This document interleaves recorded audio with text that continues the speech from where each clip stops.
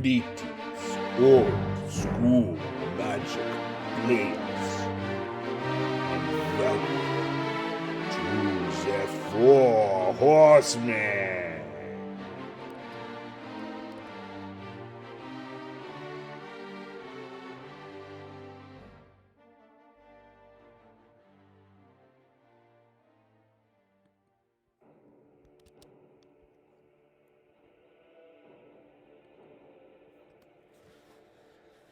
Greetings, old school magic players. Welcome to the Four Horsemen on Saturday, February 22nd.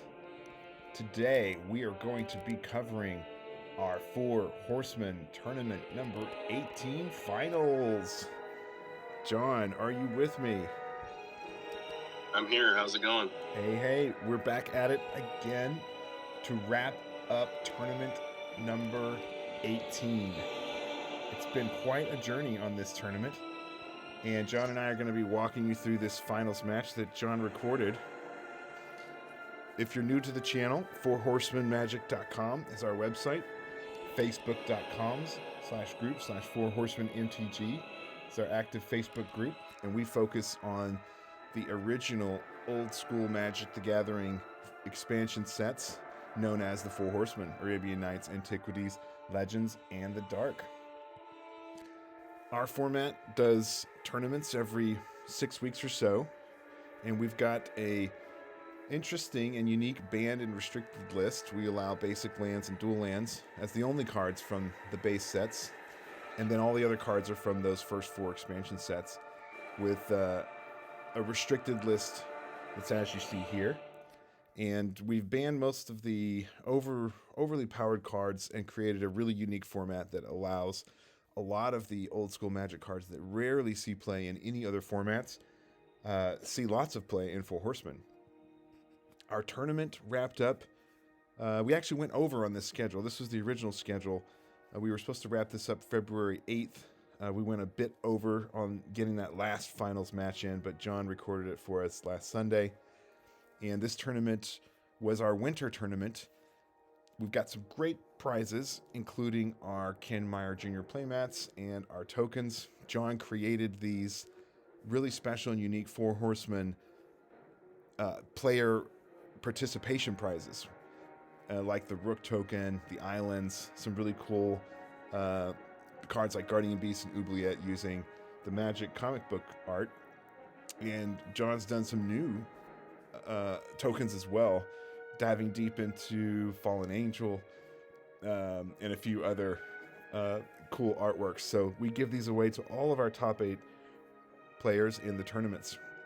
For our first place winner of the match today, and for all of our first place winners, we give away this really cool, unique, custom artwork, Guardian Beast Purple Moonlight playmat. It's a stitched edge playmat. These are completely unique, custom artwork made for the Four Horsemen, painted by Ken Meyer Jr.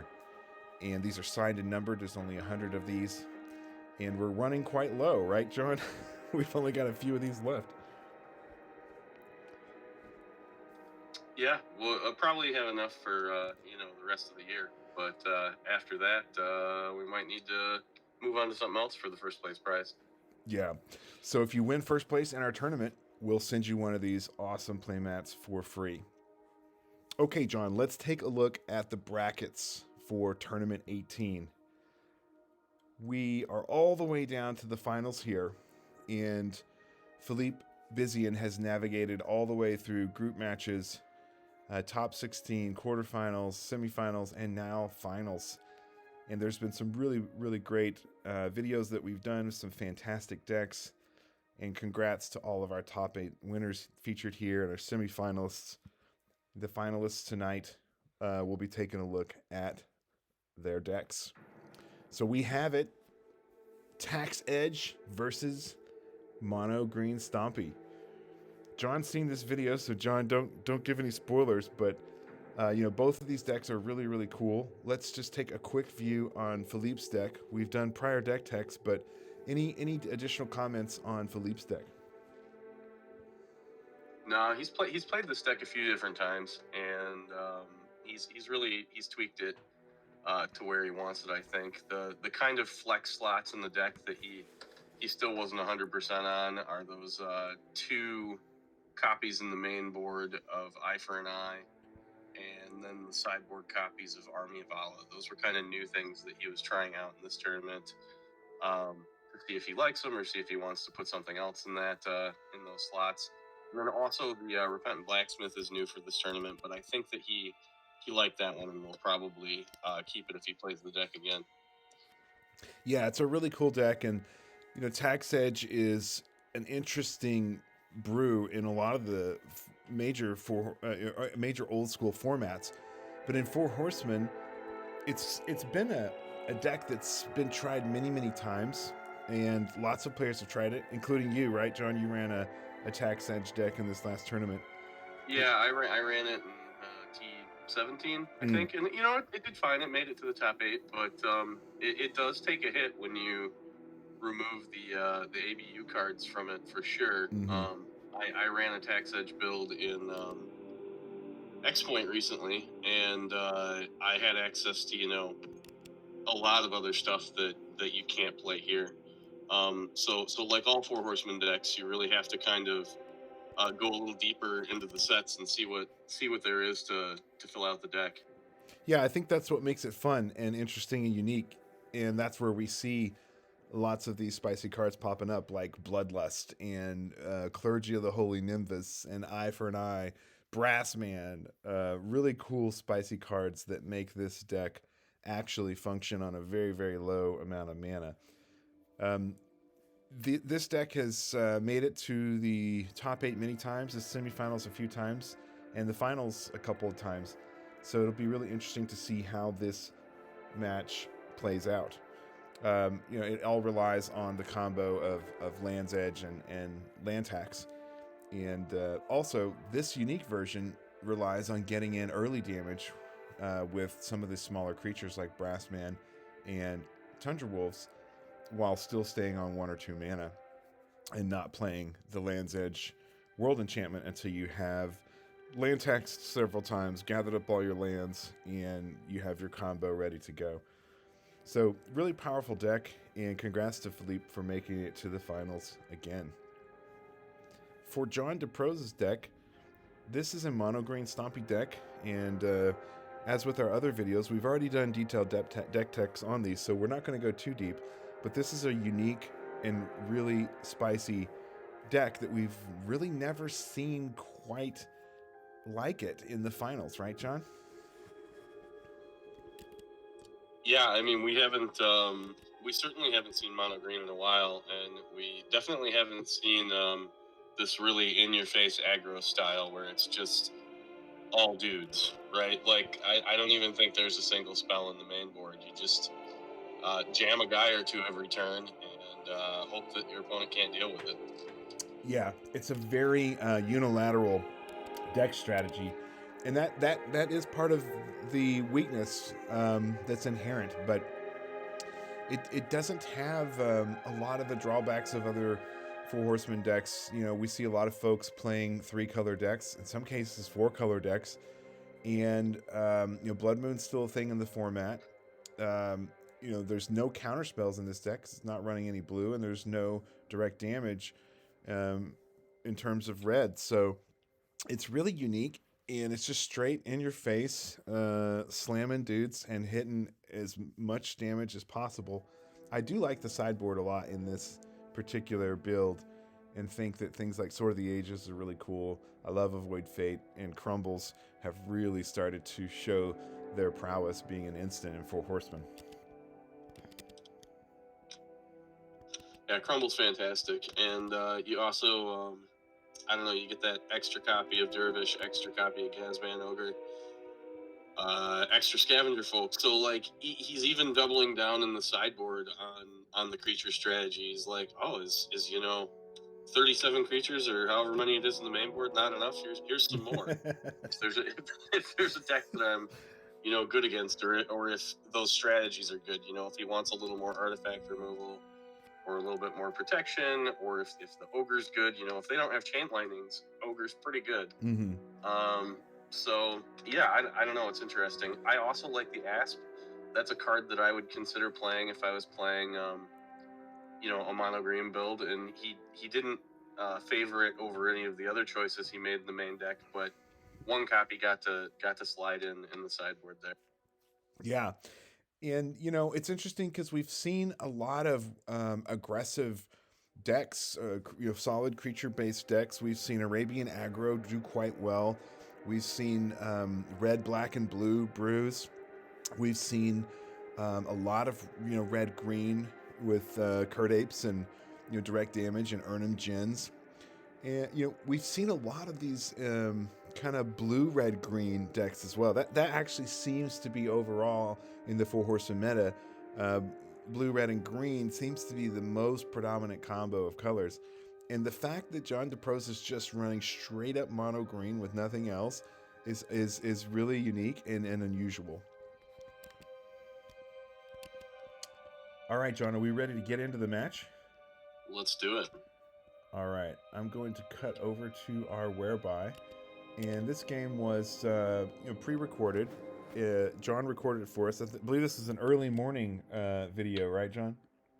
Yeah, early Sunday morning. Yeah. Well, at least for me and Philippe, it was you know, many hours difference for John, so it was probably perhaps evening for. Yeah, evening time for John in Australia and early morning for us over here in Eastern time. Okay, John, I've got the video queued up, and I'll count us down on 3. 1, 2, 3. All right, so we're running this at 1.5x, and looks like John is still doing his pile shuffle here. Philippe on the right, John on the left. John's a new player to Four Horsemen. I believe this is his second or third tournament. He's part of the very rapidly growing Australia Four Horsemen players crew. There's, I believe now, 11 or 12 Aussie folks that have joined just within the last 2 or 3 tournaments. And they've actually held some Four Horsemen and other old school in-person events where they've had meetups. And it's really cool to see Four Horsemen expanding internationally. So shout out to John DeProse, Lucas Santos, Chris Holzenbach, and all of our Aussie crew members. We appreciate you guys.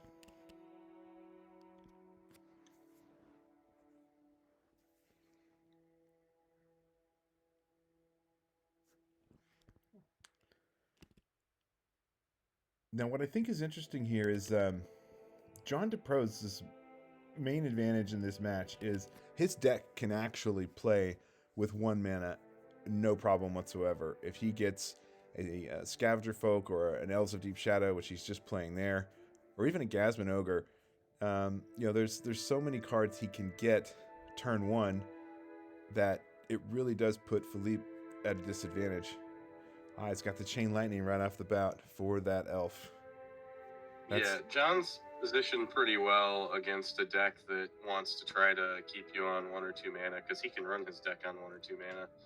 And also, it's not great for Philippe, really, to open with a red source. I mean, certainly he wanted to kill the elf, but that puts him in a position where now he has to have 2 lands out, and, you know, John could just never play another land the rest of the game, and then his tax is never going to trigger if he even gets it.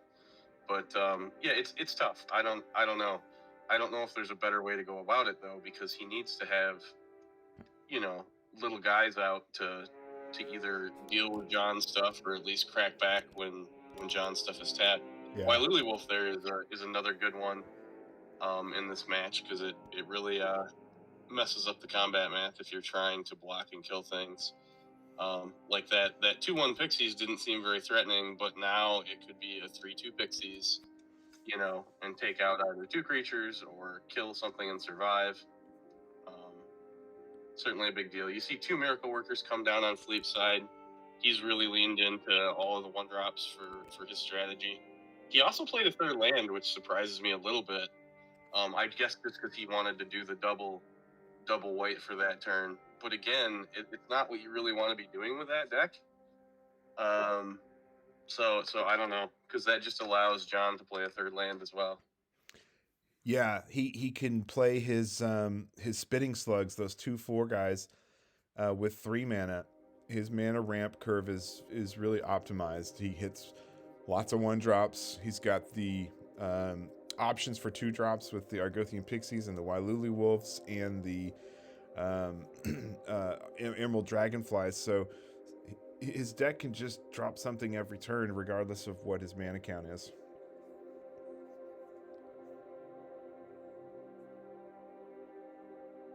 So Philippe's attacking here with all 3, and he's attacking straight into an active factory. That's interesting.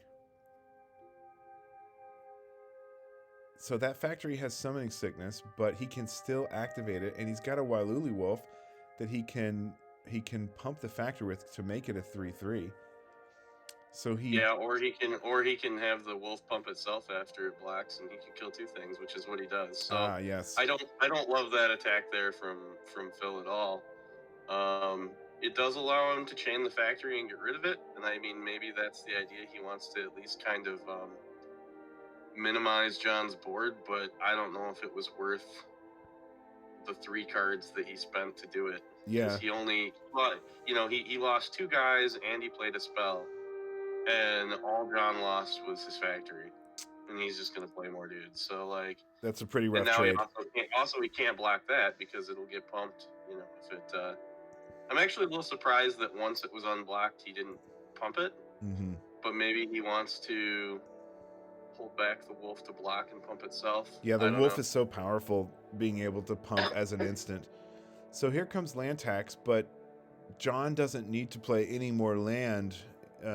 If he gets even an Elves of Deep Shadow, he'll have 4 mana and can play his Urnum on those 3 lands. So I would have to assume that that land tax might not be triggered at all in this match. Meanwhile, Philippe's just got his 2/1/1. What are those guys? The white guys that destroy creature enchantments? They're miracle workers. They destroy an enchantment on a creature you control, which is not relevant in this match really at all. Well, and Killer Bees. What does he do here? Does he double block the Pixies just to get rid of it, or does he just take it? I guess he just takes it. Yeah, and the Killer Bees can come in the air, hitting for 2 in the air, and now Gasman Ogre comes down for 1 mana. So this green army is just looking really rough, and Philippe Scoops still at 12 life, just completely throws it in there. No, the writing was on the wall that game for sure. Well, we may need to pause here. Should we pause on a count, John? I think that it'll take them a minute to sideboard if we want to just let them do that while we flip over. Okay, so I will flip back over to the decks while the guys are sideboarding. So looking at the sideboards, what do you think Philippe's going to put in here? He's got the Blacksmith, and he's got the Army of Allah, and he's got the Divine Offerings, but those active volcanoes are not relevant. Yeah, I mean, none of his sideboard is particularly relevant. I think he just maybe wants more guys. So like, I'd bring in the Blacksmiths just to have more bodies. And I suppose that I would take out those Eye for an Eyes, which I don't think are very good in the deck, and maybe I don't know, 2 other cards. What do you think? Well, the Winds of Change may or may not be relevant, depending. I think that his Ivory Tower could be relevant only if he gets it early game. So, he just needs the maximum number of creatures possible. I would definitely take out the 2 Eye for an Eye. Maybe I would take out 2 Winds of Change, because he's probably not going to get to trigger land tax anyways. So yeah, I'd get behind that for sure. Yeah, and then just put in the 4 Repentant Blacksmith. And in fact, I guess if he wanted to try to out aggro him, which I don't think he can do, he could take out the rest of the Winds and put some of those Army of Allahs in as well. But I don't think that's a very good plan against a deck that's got 30 plus guys in it. Yeah, I would just go ahead and go all out and ditch all 4 Winds of Change, knowing that John's deck is going to be very aggressive and he's probably not going to land tax. So I would get rid of all 4 Winds of Change and maybe put in a Divine Offering. and maybe one army of All Out, because that Divine Offering he can at least use on the factory. Meanwhile, I mean, if that's really, I don't know that that's correct, but if that's actually the strategy, if you really are just like giving up on taxing at all, do you even keep the land taxes in? I mean, well, he doesn't have much else to side for that. The guys are shuffling up and getting ready to draw, so I think we need to switch back over to the match. I mean, I think you just hope to do what your deck does. He's going first, so like maybe can race him and assemble the combo, and I don't know. It's a tough match for Philippe anyway it goes, but my thinking on the Winds of Change is if he's not able to if he's not able to trigger land tax, then that Winds of Change really becomes a pretty dead card for him, because he's just shuffling away stuff. He only wants to shuffle away lands in an ideal scenario. So he gets a Brassman first turn on Philippe's side. That's pretty good. John sideboarded in his Asp to get his extra creatures in there. So that's interesting for John. He's clearly put in more creatures, which is going to be even tougher for Philippe.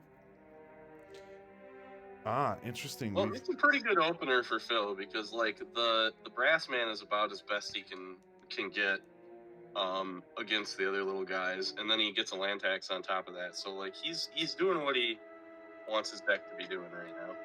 Yeah.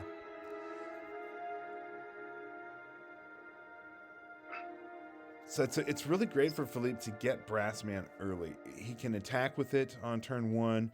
He can, untap it and block with it on the latter turns. It allows him to have a higher probability of being able to trigger that land tax. John having the discipline here to discard and not play into the tax, very smart on John's part. He can just sit back and wait till he gets an Elves of Deep Shadow or a Scavenger Folk or even a Crumble. Yeah, well, and he doesn't know, what is in Philippe's hands, so like why let him color fix and give him lands if perhaps he doesn't have them? So they're both gonna sit here on one land for a while. It just depends on who gets out ahead. I mean, I was kind of surprised that he didn't attack with the Asp last turn, because the Brassman had attacked, right? And was tapped, and then he could have gotten in there for 1, potentially 2. Maybe he wanted to block with it, because Philippe did attack with that Brassman on turn 1. Getting the Tundra Wolves down is also an advantage for Philippe here, because that's a 1/1 first striker. So that actually helps Philippe as well. Now the Brassman can sit back and block while the Tundra Wolves attacks in. So this is looking much better for Philippe. Well, and it's interesting because Philippe attacked earlier with the Brassman and could have attacked with it again there. I guess he just knew that he had something that he was going to want to play. So now he plays another Miracle Worker. He's really building up his army here. Meanwhile, John has continued to have the discipline to discard, and he gets the card he needs, the Elves of Deep Shadow, to really power out his mana. Now he'll have 2 mana, and he can play things like the Argothian Pixies, or the Emerald Dragonfly, or the Waluli Wolf.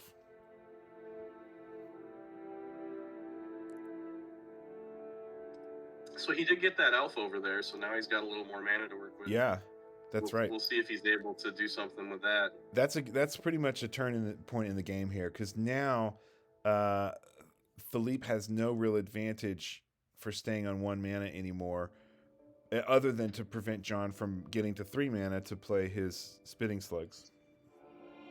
Okay, so he blocks the Miracle Worker with the Asp and takes 2 damage from the Brassman and the Tundra Wolves, putting John down to 13. So Philippe's strategy is working out pretty well here.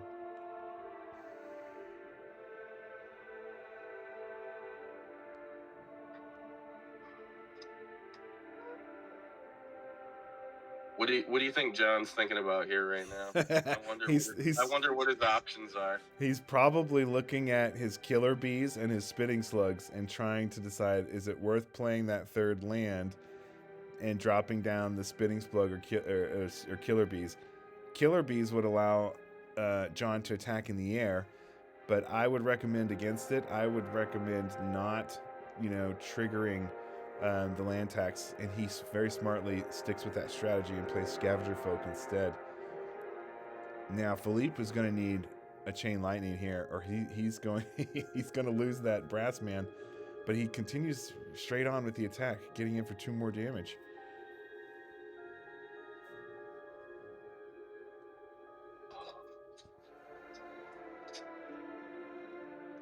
So that brass man's gonna get blown up by Scavenger Folk next turn, I guess. And man, Philippe's got him all the way down to 11 already, though. That's pretty good.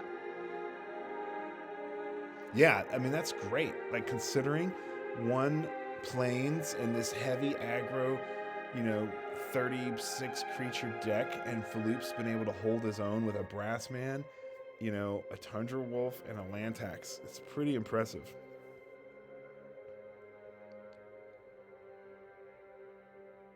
Now, John comes in with the elves, and I think John's gotten a little bit unlucky not getting more of his 1-drops, but he needs to save that green mana for the brass man. And there's no point in Philippe paying the 1 to untap the brass man now. And now he comes in with playing his red mana, the mountain. Blows up the Scavenger Folk on John's side to kill that brass man, which is tapped. He probably wanted to see if he would wait. Now Philippe's got 2 mana. He doesn't have much in his deck that costs 2, if anything at all. So, what does Philippe do here? I mean, ideally he would like to attack and bloodlust that Tundra Wolf and get in for 5 damage. It doesn't look like he has. Yeah, that's what he has to get for 2, especially a white and a red is for. So he doesn't have any. Well, he might have sided in the blacksmiths, and those also could come down right. And he might want to save the bloodlusts for late to mid game, depending on what he's got in his hand, because that first striking bloodlust can be really strong. So now John. Yeah, I think if you can get in with the damage, though, you get in with the damage. That's the primary function of the bloodlust in his deck, is to get their life total low enough that the tax edge can finish them off. And with John at 10, punching in for 4 or 5 is a big deal. Yeah, that bloodlust is really strong to be able to get in for that damage. I'd have to assume he doesn't have it. Interestingly, John gets a strip mine here and goes ahead and plays it right away, getting rid of that mountain. And the Tundra Wolf's coming in again.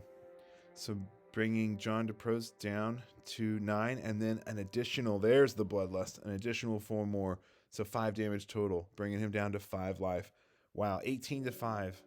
Philippe's just really, really had the perfect plays and a great hand, and he's played pretty well so far. But now John's up to 3 mana.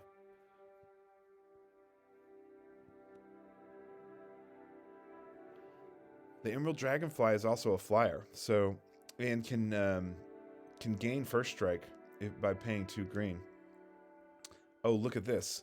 Double chain lightnings to the face, and just like that, Philippe takes game number 2. Wow. That'll do it. Fantastic. Good job, Philippe. All right, so let's look back at the sideboards real quick and see what we think John's going to sideboard in here. We saw Scavenger Folk, but he's got 3 of those in the main. We saw the Nasp's Ass, so he sided that in. What else do you think John DeProse should sideboard in here? Well, I think both of them are just on the same plan to have as many creatures as they can in their main board. Like, even the Gosbon Ogres, which you might not want to drop on turn 1 because of Chain Lightning, are probably fine if you blitz the other guy and get him down by, 5 or more life. So, I don't know. I think he's just going to play all the creatures. He doesn't really need he doesn't need to be crumbling things when he can just play another body. Yeah. Yeah, it's true. And do you think it's worth sideboarding out the Urnum Gens to sideboard in? I mean, he's got 4 creatures that all cost 1. Well, he's got 3 creatures Well, that it is cost kind 1. of harder to get to 4 if you want to not trigger land tax. So maybe that's a strategy. Yeah. Maybe you just bring in the 4 little guys that are in the board, 4 Urnums. That's exactly what I was thinking. Yeah, because you're not going to want to trigger that land tax ever. So the only way you're going to get to 4 mana is if you get 2 or 3 Elves of Deep Shadow. Okay, so the guys are shuffling up. Let's get back over to the match. Okay, looks like Philippe is taking a mulligan. Mulligan is a real thing, and we've seen that the best players strategically take mulligans. Brian Weissman has talked a lot about aggressively mulliganing as a strategy. And in Four Horsemen, it's not as rapid of a format as all the other old school formats. There's more time to develop the early game and early board, and you don't have to be quite as concerned about mulliganing, I think, and being that 1 card down, particularly if you're going to elect for your opponent to go first. Philippe could certainly do that, and it's in his advantage to do so in some scenarios, but not all. Not in this one, though. Not with the other guy with a deck full of creatures. That's right. Not in this game, but in other matchups, letting your opponent go first, especially on game 1, and then if they don't know you're on land tax, you're going to have 1 land. They're going to end up with 2 lands, and on your turn 2, you're auto taxing. Oof! Looks like Philippe is double mulliganing here. Is that right? It feels so bad, and then you get down to your third. After he mulls the second time, and takes a look at his hand, it's brutal if you see something that basically is the same hand that you mulled the first time, right? But now it's 2 less cards. Yeah, that's right. I mean, certainly tax edge is a strategy where you probably do want to aggressively mulligan because you need to see certain pieces, right? In order to assemble your combo and in order to curve out in such a way that you can chip in for some damage and then finish them off. But this is really tough. It is really tough. Now, Philippe won that last match, so we know John is probably going to be taking the play. But John, looks like they're discussing something here. Oh, probably he's just saying how wretched his options were there. But he will get 1 card back. So if he goes to 5, it's, if any deck can survive mulling to 5, I think it's a deck like his that has a bunch of low-cost stuff in it. And he can still get a lot of game early. And he will get, 1 card back on the draw. Wow, we can actually see Philippe's entire hand here. He's exposing his hand completely to the screen. I mean, I could see a red card there at the end, but otherwise I can't really make out any of it. It looks like he had several lands. A lot of these guys have, and my new camera angle is kind of like this too. Well, my old one was too, but my new one even more so. I've made it so that you can see, just like these guys, you can see their hands for basically the entire match. Yeah, and we know the reasons for that, but we've asked our players to have broadened, more ideal camera views. And meanwhile, John DeProse gets a turn 1 Elves of Deep Shadow, which is exactly what he wants, and a turn 2 Dragonfly. Philippe gets a turn. It looks like what is in his graveyard there? Is that a Bloodlust? Yeah, so it looks like he attacked with the Tundra Wolves and Bloodlusted. I'm surprised he did that in this particular situation. He's only got 3 cards in hand. I think when you can get the damage in, you get the damage in though. Like that's really because he's not gonna be able to now. Like if he didn't do it then, he wasn't gonna be able to do it. Yes, fair point. Okay, Tundra Wolves number 2 comes down to Philippe. He's 2 cards down. Because of his double mulligan, he would have been 3 cards down if he went first. So it's not as bad as it could be, but it's looking pretty rough. 2 Tundra Wolves to block. Not great considering the Spinning Slug is a 2/4, and the Dragonflies fly over the ground guys. So John DeProse is building his Green Stompy army. Taps 3, takes a damage from the black from the Elves of Deep Shadow, and gets a turn for Killer Bees. Wow. That's going to be tough for Philippe. He needs Chain Lightning here pretty badly. Yeah, the flying is really good against Philippe. And John's playing a little bit conservatively because he didn't attack with the slug to get that extra damage in or to perhaps kill a blocker. He chose to hold it back. Surprised to see that. But, yeah. I know his life total is lower, but at the same time, I think I'd just be beaten in. I get it, though. And there's the Chain Lightning for the flyer. Very fortunate for Philippe to have that 3 damage for the Chain Lightning to take it out. That Killer Bees would have been hitting in for at least 2 every turn in the air, plus the Emerald Dragonfly. So very fortunate that Philippe had that Chain Lightning in hand. And now we'll see, will John play a 3rd land? I would guess not. He's still going to be weary of land tax. And he's got the Elves to get 3 mana. He plays Nast Ass with an attack. His only incentive to play another land there would have been to drop an Erdem, and I don't know that it would have been right or worth it or not. Yeah. Well, and he may side the Erdem's out, like 12, I was saying. He could definitely die.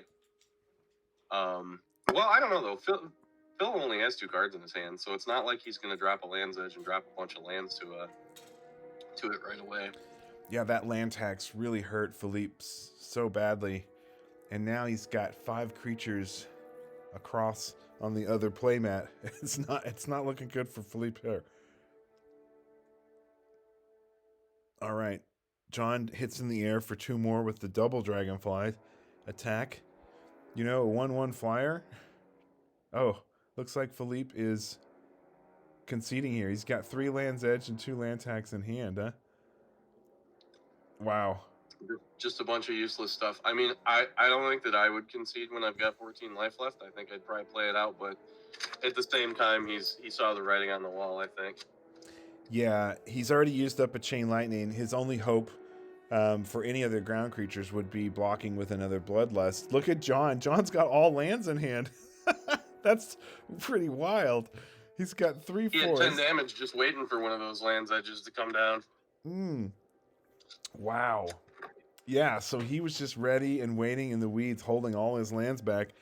That's another dynamic that we really didn't talk about in the deck tech, and that is John can operate on so few land and hold all of his lands. So when Land's Edge comes down, he'll have all his early damage in from all his Green Stompy weenies, and he can discard just as many lands, probably in most scenarios. Wow. Well, game 2, I really thought Philippe had a chance. He got a really, really good hand. He played his deck extremely well. John didn't come out of the gate as rapidly as game 1, but game 2 here, the double mulligan for Philippe, and then have him holding in hand the 3 Land's Edge and the double land tax. I see that Winds of Change there. He did not take the Winds of Change out, which kind of surprises me. Well, it's also terrible because he mulled to 5, and he didn't play a land tax early, which means he probably drew both of those. Right. And so, I don't know. He probably drew most of those cards that were in his hand because he wouldn't have wanted those in his opener. Right. He would want land tax, but not the Land's Edge. Yeah. Yeah. So we've also encouraged our players for fair play and for etiquette to do their deck layouts. This gives you a chance to talk about your deck and talk about some of the considerations. It allows you to show all your cards if you have any cool altars or things like that, and it's good sportsmanship on everybody's part. It's nice to see John and Philippe doing that, and it's unfortunate that Philippe did not come out on top for this one, but congrats to John DeProse, right? We've really never seen a deck like this in Four Horsemen make it to the finals. And Philippe was basically undefeated, you know, completely undefeated. But this Green Stompy deck took down Tax Edge. Congrats to John DeProse for that accomplishment. Well, it looks like the guys are going to talk here for a little bit. John, I think we can wrap the video. And yeah, that's all she wrote. Yeah, quite a quick match. I know Phil was a little disappointed. He's really tried to run this deck to the top a few times, but I think his showings with the deck have been good. He's made the top 8 a few different times with it. I think he may have made it to the finals before with it as well. And he's really put a lot of work on the deck and his card choices, and I do think that he plays it well, and you know, has made some interesting changes to it. So hopefully he's not too dejected that he doesn't ever want to play it again. I mean, I'm sure in the moment he's like, I'm never going to play this deck again, but right. He'll probably give it another try at some point. Yeah. Well, Philippe's been with us since the very, very early days of Four Horsemen. He's played in the vast majority of our tournaments, missing a few here and there.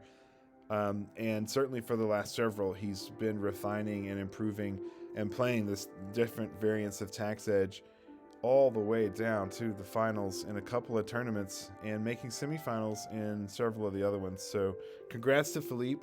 Philippe won our tournament number 2, I think, was it? All the way back in the beginning. So yeah, tournament number 2 with green blue aggro, I think. Yeah. So he's got a Four Horsemen playmat. What this means is we'll be sending John DeProse one of the Guardian Beast Purple Moonlight Ken Meyer Jr. custom Four Horsemen playmats. Congratulations, John, and congratulations to Philippe, our runner-up. That covers it for our Four Horsemen Old School Magic Tournament number 18 finals. Tax Edge falls to the wayside, beat by Mono Green Stompy. And John, thanks for joining me, for doing the commentary. And thanks for all of our viewers for watching. And we'll be publishing our Tournament 19 videos soon. So subscribe, like, comment, and check out the channel for upcoming Tournament 19 videos. Thanks for joining us, everybody. fourhorsemanmagic.com, facebook.com/group/fourhorsemanmtg. Check us out and join us if you'd like to play in our tournaments. We are signing off. Catch you next time.